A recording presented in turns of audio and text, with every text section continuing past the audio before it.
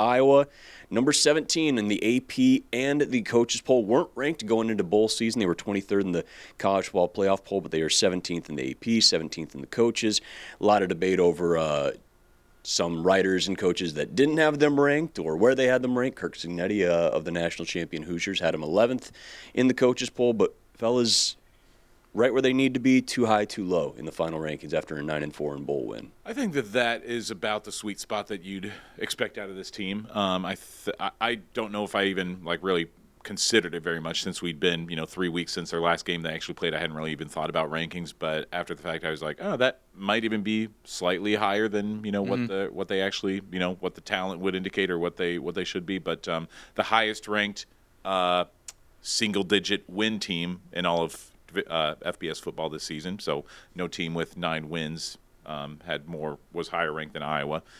So it is at least something to say for themselves. Yeah, Mitch and I were talking before the podcast in the newsroom, and we were saying, I don't think you can complain. 17, you weren't really ranked. You weren't ranked at all in the AP poll. You were in the college football playoff a couple weeks. I guess the point that once we started talking about it, I was like, Virginia's at 16. I think Iowa would beat them by 2 scores. And they did beat 15. So maybe you can say Iowa should be the 15th best team in the country. There was a lot of debate over why is Vanderbilt still ahead of Iowa, even though they just won head-to-head.